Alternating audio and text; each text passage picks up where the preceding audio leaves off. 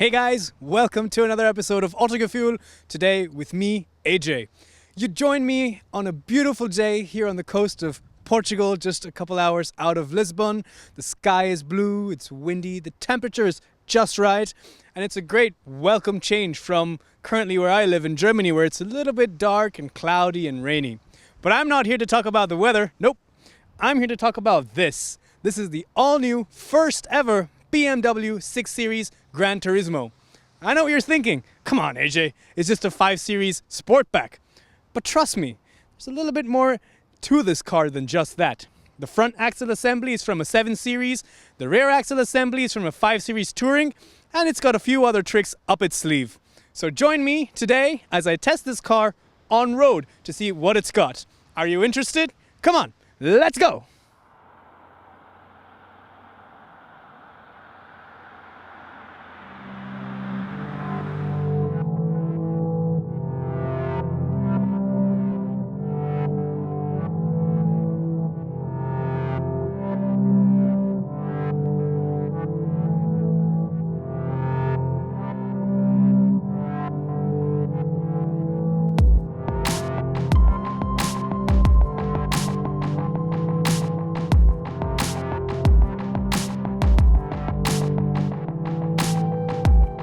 Up here in the front, I agree. It doesn't really look that different. It's very 5 Series-like, even though the front assemblies should be a little bit more 7 Series. I guess I do see a little bit of 7 Series in it as well. These headlights are the adaptive LED lights. All 6 Series GT come as standard with regular LED lights, but as you'll soon find out, there's so many options that you can just keep piling on top of this car, including these adaptive LED lights. They have things such as cornering assist and dazzle protection, so it is pretty useful. They're very nice and circular, kind of hexagonal, so harks back to the twin lamps of older generation BMWs. Now, our test car also has the M Sport package, so the bumper is a little bit more aggressive. There has some active aerodynamics, like for example, channels on the side of the bumper to push air around the car. And as you go towards the middle, of course, the trademark BMW twin kidney grills, very bold, very large, makes a nice statement. And over there in the front, you can also see the radar sensor for the adaptive cruise control. Because our car comes with the M Sport package, we get 19-inch M Sport wheels. They're kind of darkish aluminum effect, brushed metal effect. And we also have the upgraded M Sport brakes, which, trust me, can stop the earth from rotating. They're so powerful. The tires are Pirelli P0, so plenty of traction as well. As we go towards the side, there's even some more active aerodynamic channels like these over here, which are actual vents which channel air around the car. And towards the side, there's not much extravagant about it, but there's some small subtle details which add a lot of emphasis to the muscular stance of this car. Like you can see a very gradual slope over here, which kind of gives the effect of light and shadow, and these regions down on the side of the door, which has a very nice silhouette to it. The car is fairly long, so you come towards the back, and this is where the 6 Series GT starts taking shape. Of course, we have a Sportback roof, which slowly tapers down all the way back here, and because of the black part of the lower bumper at the back, it kind of gives the effect that the car is being pinched at the rear. This is kind of rising, this is kind of falling, it kind of feels a little bit pinched. I think it's a very cool looking car. What do you guys think? Put your comments down below. This car is 5 meters long and 1.9 meters wide, and it weighs a hefty 1,900 kilograms. But to aid in high-speed stability and cornering, at higher speeds, because this car comes with the optional executive drive package, the car lowers itself down by 10 millimeters, and there's actually a spoiler over here which deploys at higher speeds to make the car hunker down, more agile and more stable. Towards the side, we have new 3-dimensional rear lights, again following the scheme of the new BMWs, like for example the new X3. So very nice detailing. Again, adds a little bit more texture to the rear of the car. There's a lot of things happening, There's a spoiler, it tapers inward, there's 3-dimensional Rear lights, again, there's a little bit of a lip over here. There's a kink as well. And this is the rear view camera. And the bumper is fairly uneventful, the top part at least. Very smooth with some parking sensors. And then down here you have a glossy black plastic. Part of the bumper kind of adds that more aggressive look. And hallelujah, we have actual exhaust tips. These are not fake exhaust tips. These are actual and they're trapezoidal in shape.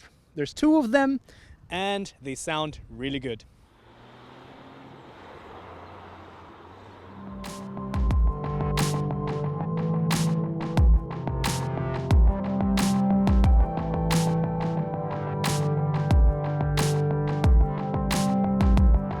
Here we have the key. This is the upgraded key with the touchscreen. It gives you a lot of information if your windows are open and closed, and of course you can open and close them with this remote. Same with the doors and the alarm. You can also you can check the vehicle information if the lights are on. It gives you a range and how much of fuel you have left in the car. You can set a time for the next departure and then the car will ventilate itself, so either heat it up or cool it down before you enter. And this also has the remote controlled parking. So you can actually use this function to let the car park itself into your garage and out of the garage. So I don't want to try anything right now. I don't want to drive the car off the cliff and into the ocean. So we leave this as it is, and let's hop inside and take a closer look. Our test car is mineral white. That's the name of this color. So if you're interested in checking this out, remember that for later. The door opens really wide. It's a very long door. And the first thing you'll notice is frameless windows. I always love frameless windows. Adds that extra touch of class to a car. This car also has the optional Napa leather package, which we here in Autogefühl, we always prefer animal-friendly leatherette, and you can also save some money. But yeah, in this class, it's always difficult to get animal-friendly options. Materials up here are really soft, well built. You have a nice panel of wood. This is real wood, and I always love a car with wood. It just makes it feel more cozy and warm inside. This car also has another optional interior light package. So there's extra ambient lights on the bottom of this trim right over here. Padded leather, padded plush leather, a strip of aluminum effect plastic around the power window buttons, memory buttons for the seat, as well as the massaging button. Materials down here are also fairly good. This is still a soft touch plastic, so it's really hard to find fault with this. I guess this is just hard plastic down here, but hey, you can live with that. A bottle holder and a big compartment. Let's divert our attention to the interior. Really low lip, so getting in is very easy. This car is fairly low. You have the M Sport badge because of the M Sport package that this car has. And on the interior, again, very nice play of different materials and colors and textures. Aluminium brushed metal effect here, wood inlay, plush materials over here, soft touch plastic. And I always like light colors on the interiors. Yes, it gets dirty, but I mean, don't you just love the way it is? It just opens up the interior, makes it so bright. And when we're down here, let me just also show you guys the button for, this is to extend the under thigh support. So the seat is completely electronic. The base, of course, to lift and lower and back and forth. The backrest, and also you can adjust just the top part of the seat over here. So you have so many adjustments. Lumbar support, side bolstering, the list goes on and on and on. I mean, this chair itself, the seat itself was probably worth a couple €1,000. Anyway, enough chit chat, let's hop inside. All right, I don't want to get this nice interior dirty, so. All right, getting inside is fairly easy. Yes, the seating position is a little bit lower, but thanks to a slightly taller roofline, you don't really have to stoop that much. There's plenty of space. That's the first thing you notice as soon as you get down. And by the way, this car also has Bauer & Wilkins sound system. We'll come to that later on. It's a really great sound system. The seating position, again, the seat has so many options and so many adjustments. I mean, no matter how tall or small or big or wide, or doesn't matter what shape you are, getting comfortable in this car is no problem at all. Thanks in part to the fully adjustable steering wheel column again. It's electronic, of course, for rake and reach. All your buttons are really well laid out. Yes, this is going to be a little bit polarizing. I think some people really dislike having a screen jutting out on the top of the dashboard. Some people like to have it, flush with the rest of the dashboard. What do you think? I personally don't mind this kind of a way. This is a really large 10-inch touchscreen. And yeah, why don't you come over inside and let's try everything out. This car also has a heads-up display, which you can obviously configure to the height and rotation and the color. And this also gives you a lot of information on your speed, your navigation instructions. And it's just not a navigation instruction in the sense that it gives you an exit command, but there's also a mini map which shows up, and of course your speed and a lot of other emergency information as well. The instrument cluster is something that I really like because it is a great combination of digital dashboard as well as an analog dashboard, because the dials are analog, but of course it's just a screen. But what I really do like is how the dials are outlined by this really nice three-dimensional metal insert. So it really adds a very nice classy touch to it. Furthermore, as you change between the different driving modes, the color and the information on display and just the overall theme of this display also changes. And furthermore, even in comfort, you have Comfort Standard and you have Comfort Plus, thanks to this air suspension. Anyway, on the left-hand side, you have your fuel gauge with the trip meter, then a large speedometer on the left with the speed limit, because this car also has the traffic sign recognition system, clock, temperature, odometer, and a large tachometer on the right with a this is the temperature gauge. This is the M Sport steering wheel. Really nice chunky grip, very traditional BMW style. I really love the way it feels around corners. It gives you such good feedback. More on that later.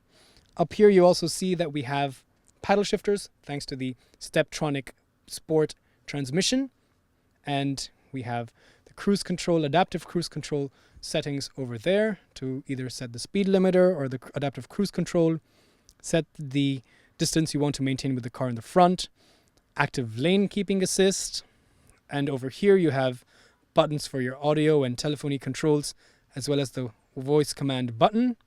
And finally, down here you have the steering wheel heating button. Let's check out the new iDrive system. This system can be controlled with gesture, like so, or you can have it controlled via the touchscreen. You can also, customize where you want your different icons to be, and you can also control it with the iDrive toggle switch and the joystick down here as well. So let's take a quick look through these different options. Media and radio, of course, I don't need to repeat that. You have digital DAB, FM, AM. You also have a television and online entertainment. And of course, you can load your own music as well. The navigation system works really well in conjunction with the heads-up display, so you don't ever get lost when you're roaming around.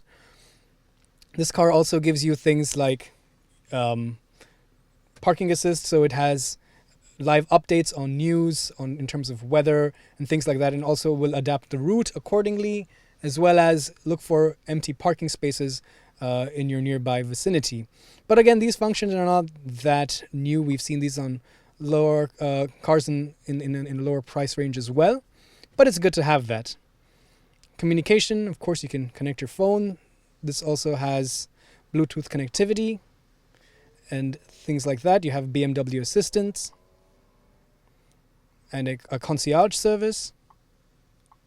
A lot of options. I mean, it takes hours to go through all of these things. Cars are getting so complicated nowadays. Anyway, back to this. You have a lot of information, again, thanks to the connectivity. So you have it adapts to speed limits and gives you information on that, general information on things like that, as well as the My Vehicle. Here you can do a lot of things with the vehicle settings. For example, interior lighting. This car has the ambient light package, so you can change the color: bronze, orange, orange and white, blue, green, lilac. I mean, I didn't know there were so many colors in the spectrum in the first place. It's really interesting. At nighttime, I can imagine it really makes the interior look so warm and inviting and really classy. Again, I love the wood. I love the light color materials in the interior, coupled with this bronze and white color scheme on the inside. Really nice. Bauer Wilkins sound system, which sounds really cool. Of course, I cannot show it to you because we cannot really tell audio quality, and we cannot play music, copyright issues. Of course, you also have welcome lights and a light carpet as well. Another thing which I always like about BMW's iDrive system is whenever you're going around with these options, if you look closely in the animation, like right now I'm going to deselect the welcome light carpet, you will observe that the car in the animation also turns off the light carpet. So it's so cool. It's these little attention to detail which I really enjoy, especially when you're paying so much money for such a fancy luxury car. It's all these little things that go such a long way. And because of the driver assistance package, you have lane keeping assist, steering assist, and the steering wheel also vibrates, attention assist, etc., etc. We can be here all day if we want to go through all these different options. Tire pressure monitor, the standard stuff as well. And you can change, you can also have a sport display when you're in sport mode.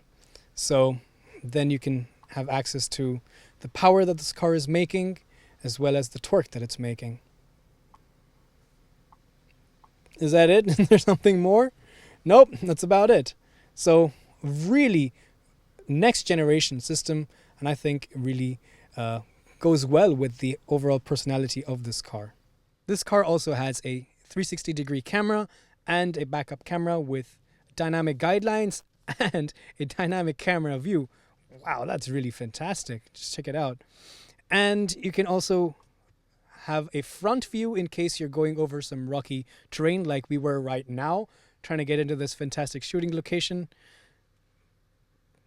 And it also has a park assist, so it will parallel park, perpendicular park, and like I said, even with the remote control on the key, park itself into a garage. You also get a lockable glove box, which is damped and has fairly decent capacity. Nice plush materials as well. Over here in the middle, we have a start-stop button for the engine, as well as the automatic engine shut-off over here. I like how BMW puts these buttons over here. I think it's very logical. Over here you have the hazard light button, and this is a hotkey for the intelligent safety system. So with a one touch you can have everything on, or you can individualize the different settings in terms of pedestrian active alert, collision warning, lane departure warning, steering intervention, all these different options. And again, like I really love how the little detailing, like for example for lane change warning, medium, you can see that the animation of the 6 GT has the indicator light blinking and there's another car behind it. And for steering wheel intervention, the steering wheel of the animated car also turns. I mean, all these little details are so fantastic. And lane charge warning, early, medium, late, they're so complicated. There's so many things. I think at one point it gets a little bit too much. And when that happens, one button, easy activation. All you have to do is push this, keep all on, and you don't have to worry about anything. Down here we have the mode for the audio system. So whichever system you want to have, if it's DAB, digital radio, or CD, or whatever. This button is for the traffic information. You can activate or deactivate this. On, off, and power, and the volume. Preset hotkey buttons for the tuner and the CD player. This is for the connected drive. You also have a Wi-Fi hotspot in this car, so you have access to concierge services, weather, news, Wikipedia, online search, travel guide, Yelp, so on and so forth. CD player buttons. This car has a 4-zone air conditioning system. These are for the front too, and there's 2 more in the back. So again, very common stuff. Temperature for the left and right. And this screen is also a touch screen. It's a touch capacitive screen. So you can change the seat heaters, for example, change the vent controls. You can go to a menu for the climate control as well. This also has a fragrance system, so you can preload some air fresheners and it will automatically ionize that. And you can also check the air quality, auxiliary ventilation. I mean, this car has way too many options. But hey, I think it kind of just shows that if you really want all of these things, it's nice to have them available. And finally, down here you have a USB port, an inductive charger, a couple beverage holders, enough to put some medium-sized water bottles like that, a 12-volt power socket down there, and this is really cool. Check it out. The slider comes out automatically. It's wood. Over here we have the, or rather on the left side, we have the Steptronic Sport transmission console. This is for the gear selection. This is a torque converter based system. So you just flick it back and forth. And if you want, you can use the lever as well to go up and down in manual sport mode. Or like I told you guys earlier, you have paddle shifters on the wheel. Traction control off for the adaptive driving modes, Sport, Comfort, Comfort Plus, Eco Pro that I showed you beforehand. Automatic parking brake, automatic parking brake hold. And this is for the rear view camera. This is to raise and lower the air suspension if you're going off a rough road. This is to deploy the spoiler. And this is to turn off your parking sensors. And finally, on the right side, this is the Idrive Console. This has been around for such a very long time. It's something that we are very well used to. So you have the option of scrolling around like that, using the joystick as a to navigate up and down. You can also use gesture control. If you want to type in an address or something, you can write it on top of this touch sensitive pad. And you have hotkey buttons for your map, media, navigation, back option. Lots of stuff to get used to. The center armrest is very comfortable, very soft. There's a button down here which will open it with a twin split cover. Inside we have a large tray with a small LED light, a USB port over here, and an optional extra 12-volt power socket. BMWs are supposed to be about driving dynamics and staying behind the wheel, but the 6 GT, well, I wouldn't be that pissed off if I had to sit back here as well, because the back seat of the 6 GT is a really great place to be. First things first, check this out. You can recline the back electronically, mind you, and it's so relaxing. There's a special cushion over here as well, which is so soft. And the expansive panoramic sunroof really makes the car feel really bright and airy and fresh. I really like that. Materials up here are also very soft, like the ones in the front. Wood inserts and aluminium effect plastics over here. And the ambient light LED as well back here. Armrest is very long and wide, very comfortable. You see the GT logo punched into the side over here. It looks really cool. Some door pockets, the seat pockets to keep some magazines and or iPads and things like that. A center armrest with some storage down here, as well as a couple beverage holders. There we go. And there's two rare AC zones as well, climate zones. So you have controls for them over here, a couple air vents, and the settings to change the temperature for your individual zones, seat heaters for the outside 2 seats, as well as some storage and 2 12-volt power sockets. Unfortunately, there's a very large transmission tunnel in the middle, so a third person in the middle. While the bench is not that bad, you are sitting a little bit higher than the outside passengers, and the backrest is also not the most comfortable because of the cup holders and things inside. So it's a little bit stiff, doesn't feel really soft. So it's more for two adults. It is fairly wide, so you could fit a third person, but I think you will enjoy this car the most if it's just two. Finally, you have ISOFIX points as well on the outside two seats.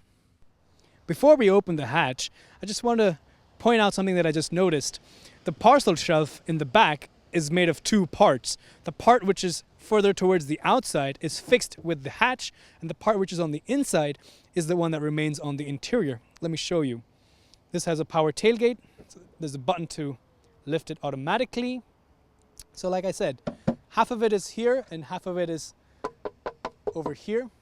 To remove this is a bit tricky. It's not the easiest. You have to unscrew this, but I think you can keep that over there. This can be removed fairly easily, but it's a hard parcel shelf. It's not a sliding fabric type. But anyway, this is one of the biggest talking points of the 6 GT, the trunk. It's huge, it's colossal.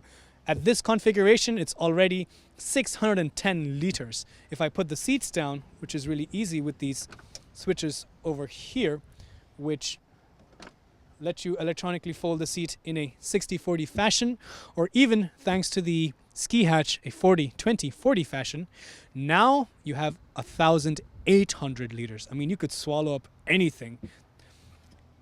Down here, you have a gas charged strut, and this you can keep some more, I don't know, delicate items, something you want to protect. You can also remove the parcel shelf from the top and put it down here as well. Finally, on this side, you have a 12-volt power socket.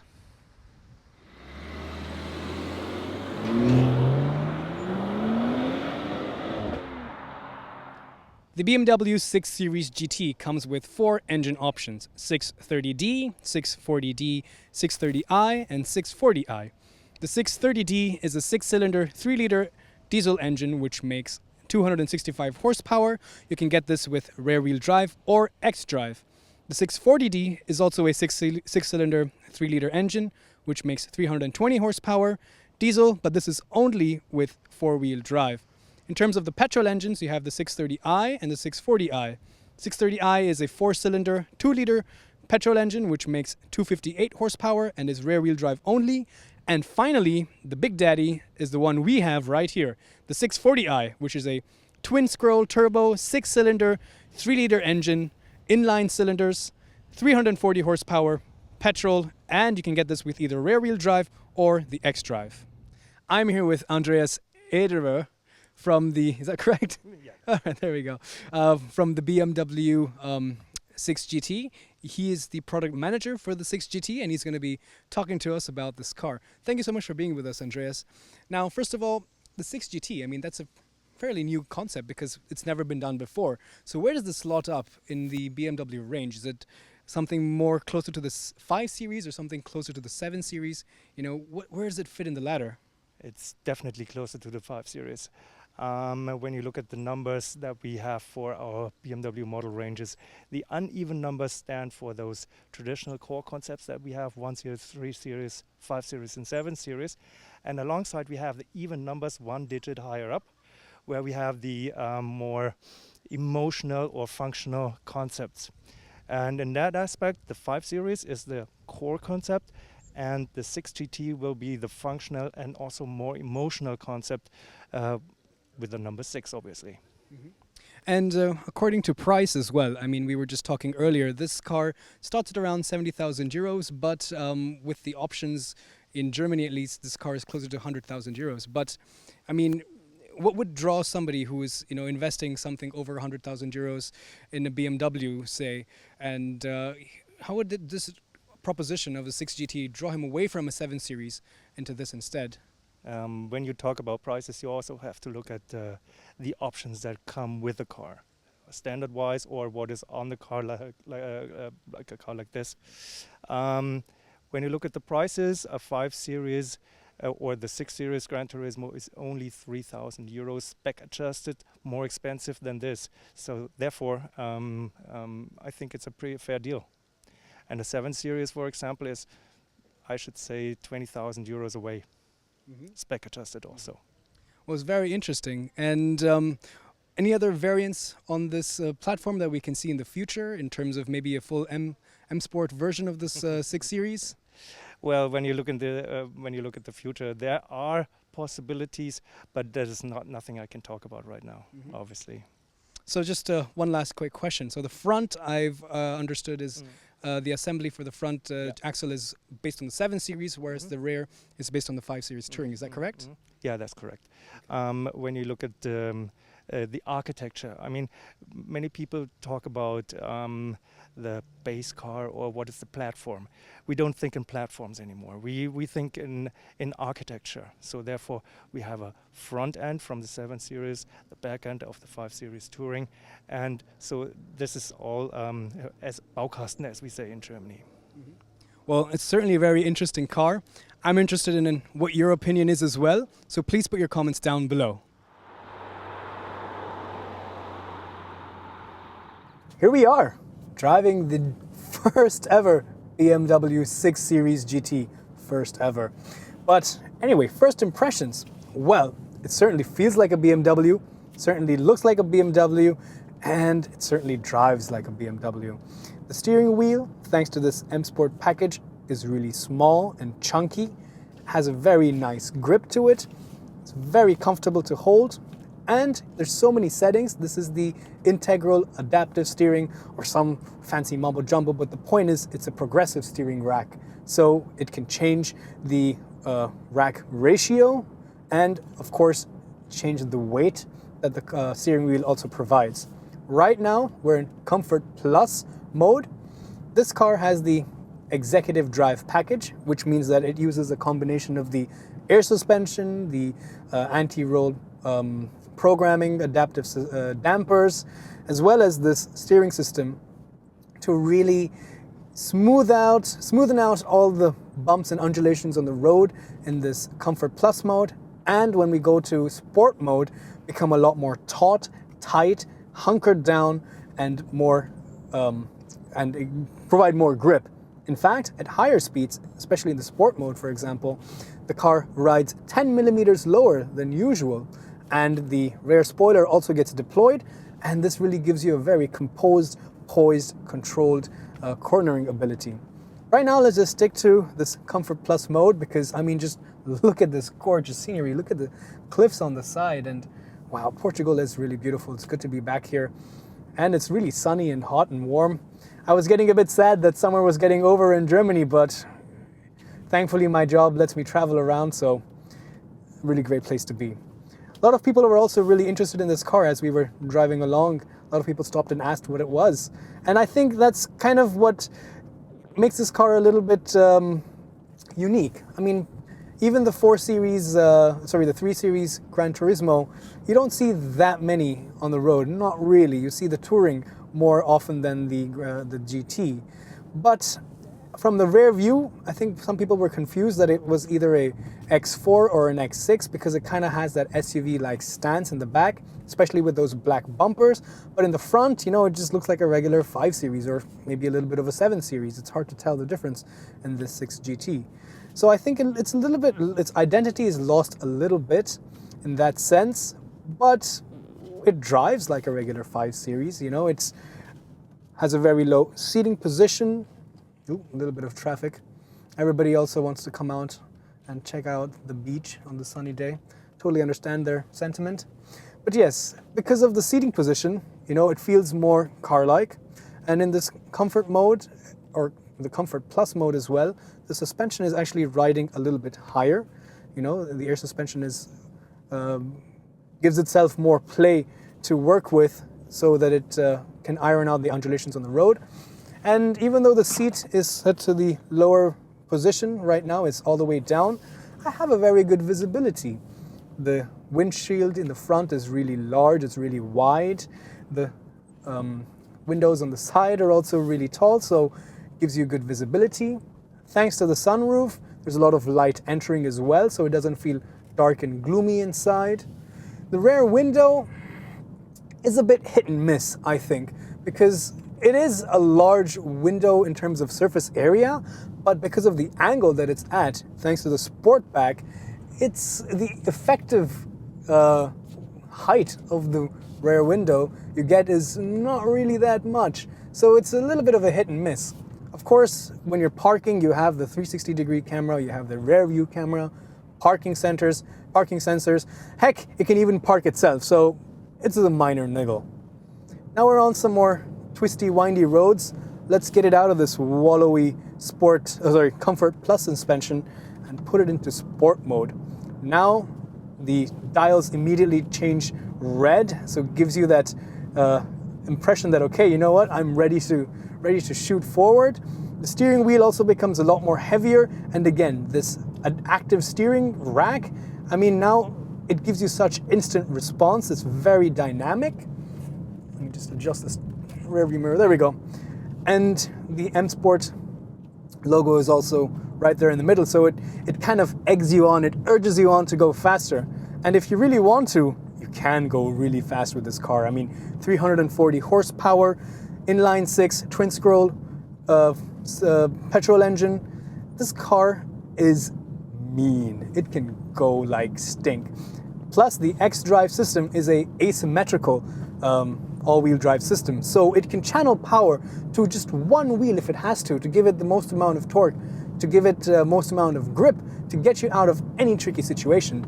And that lets you put your foot down like this around corners and get out completely confident that nothing is gonna hold you back. I mean, it's just so composed in the sport mode.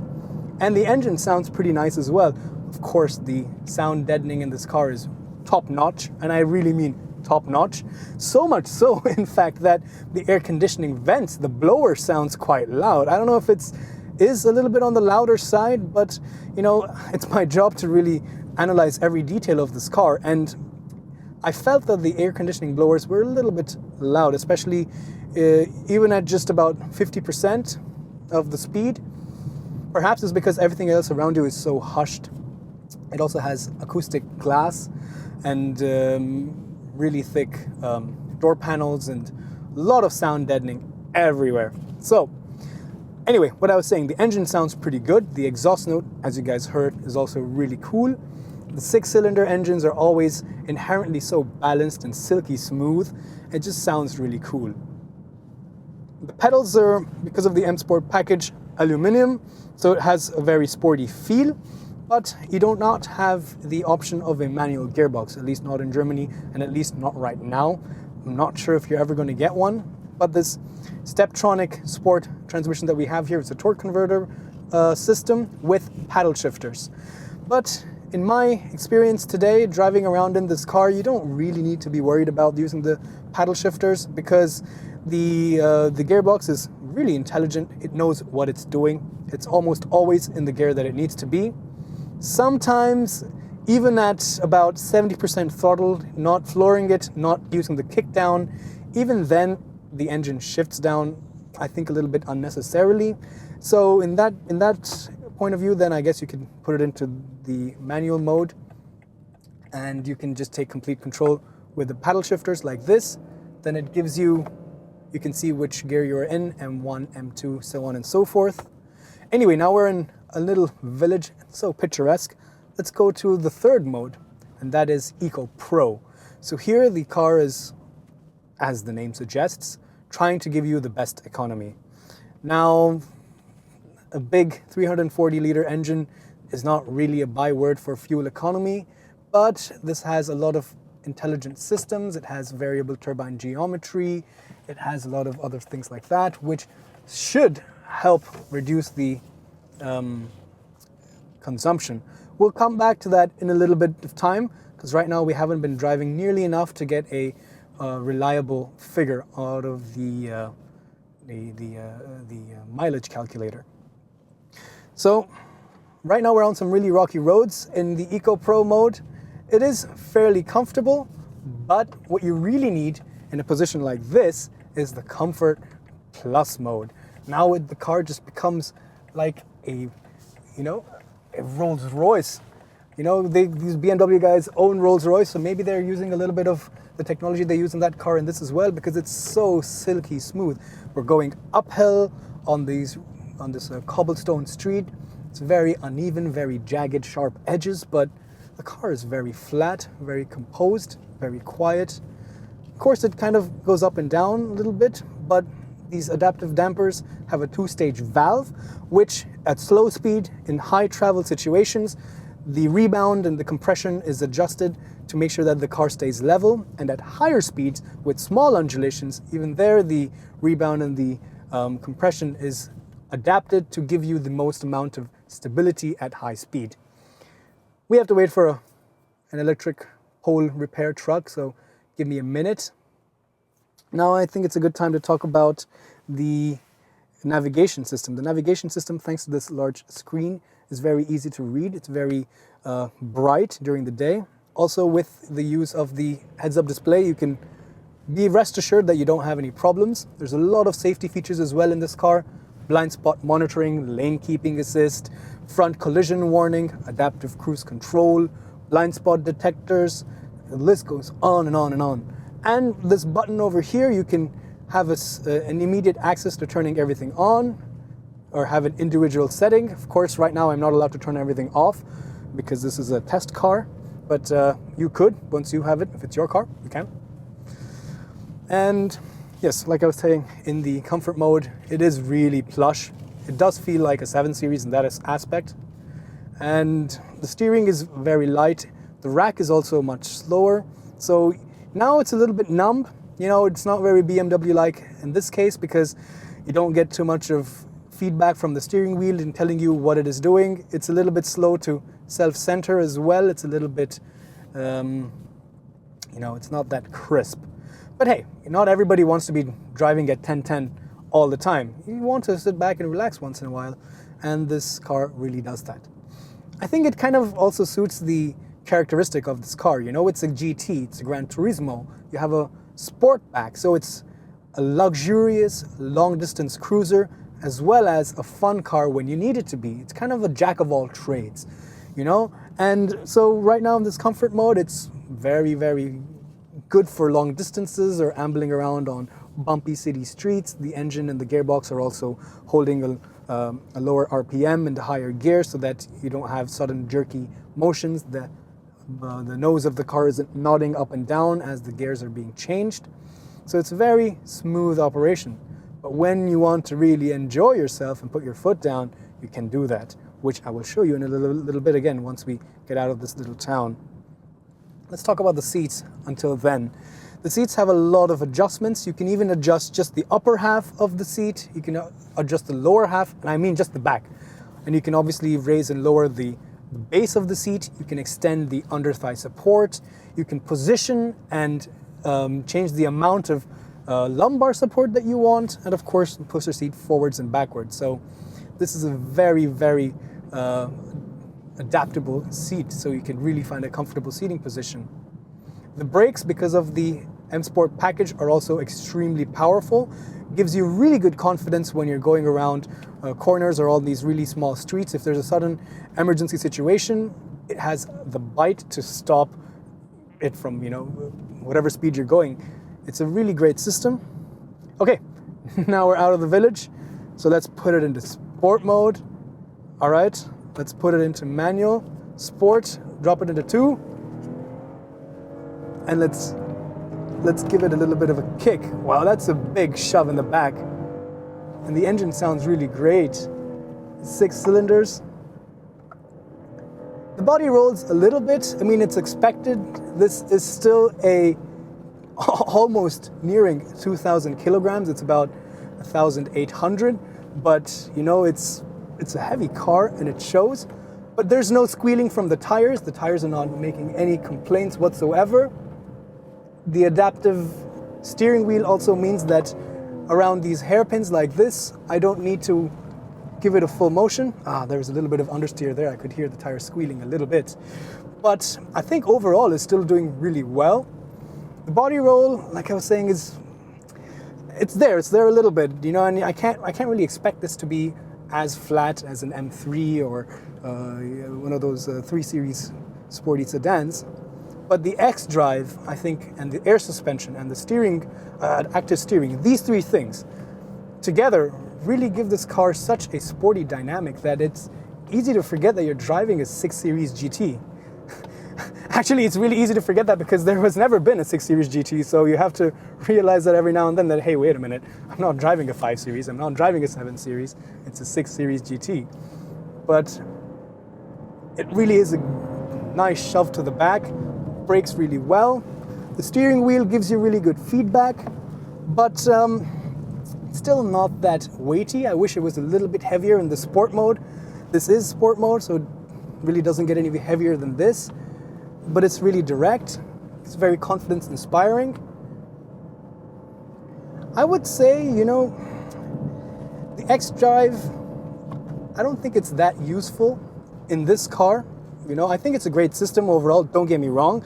On the X3, for example, we tested it out in Spartanburg. You guys should check out that world premiere video. It's a really good video. And, you know, I was talking to the expert there and he was telling us how important this asymmetrical drivetrain, this all-wheel drive system is. And I totally agree with him. But here in a Grand Touring luxury car, you don't really need it. I think it's better to perhaps stick to the rear-wheel drive.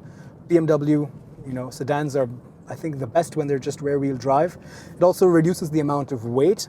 Also reduces the amount of weight up front as well, because there is no separate drive shaft and transaxle and differential in the front. So it's a little bit lighter in the front, which also helps reduce understeer. So overall, I think it would be better to stick to just rear-wheel drive. Can we just take a minute to appreciate that I'm driving a 6 GT at, you know, on such beautiful winding roads in Portugal, and it's exciting. It's exciting me. It's not boring. It's not scaring me. It's not wobbling around like a big land yacht. It still feels tight. It kind of wraps itself around you. Let's get out on the highway and try to test out the highway mannerisms of the 6 GT. After all, this is a GT and it is a touring car. So let us put it in the cruise control. Let's put it to the speed correctly. Let's match it. There we go. And let us set the distance with the car in the front. You can do that easily with these buttons over here on the steering wheel. Very easy to manage, and you have your information either on the dashboard itself, the virtual dashboard, as well as on top of the on your heads-up display. This car also has blind spot monitoring, lane keeping assist. You can use that with these buttons over here. And now the car will, I don't want to demonstrate too much, but let's just give it a quick test. No? Is it activated? Yes. So it will help steer the car and keep it in the center of the lane. This is also, I think, fairly useful when you're in a traffic jam and you know, you don't want to have to keep stop, you know, stop. You don't want to be in that start-stop situation. There we go. And then in that case, I think this driver assistant plus system really helps out as well, because there it will start and slow the car down, or you know, accelerate when the car in the front pulls away. It'll manage to keep it in the same lane. So if you're on the highway and you notice that you're in a traffic jam, I think this system is very useful there. In Comfort Plus mode that we have right now, it's very soothing. You don't really feel any changes in the surfaces. Like right now we're on the bridge and we're going through those separations, and you don't really feel any clump that you usually feel when you're on a bridge like such. The steering wheel is very, it's light, but it's heavy enough so that it gives you the confidence when you're at this slow speed.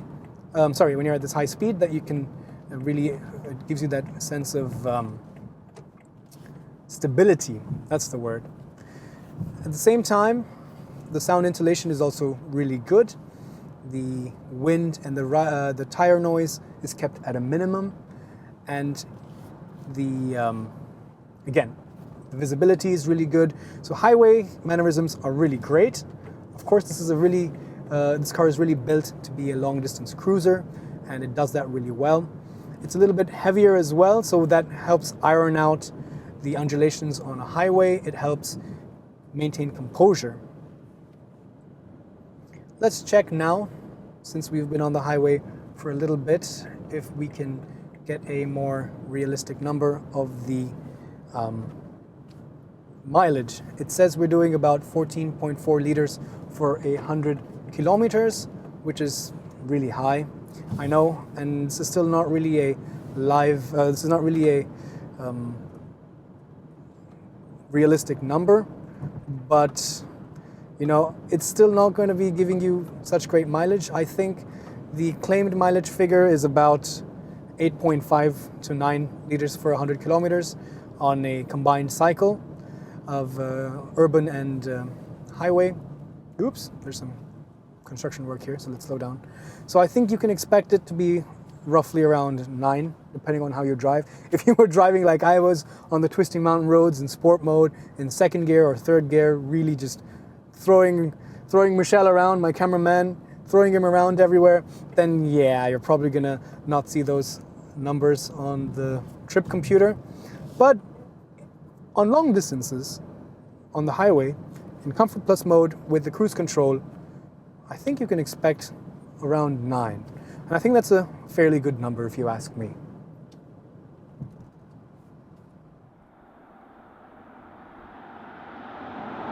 Let's summarize today's drive of the BMW 6 Series Gran Turismo. Prices start at around 62,500 euros in Germany for the 630i. For the 630D, you're looking at something around 67,000 euros. But if you want the big engines, the 640i or the 640D, then you're looking at something around 70,000 euros. But that's before you add any of the options. There's so many things like adaptive dampers, the executive drive package, M Sport package, sunroof, adaptive LED lights. The list goes on and on and on. And our test car, with all the options that it has, is bordering 90,000 euros. Or at least 87,000 euros. I don't have a full number. They won't tell me. But overall, I think this car is pretty good. It has great driving dynamics with its adaptable suspension. In comfort mode, it's plush and compliant, and you barely feel any of the undulations on rough roads. In sport mode, the body is pretty well behaved for a car that weighs this much and is this big.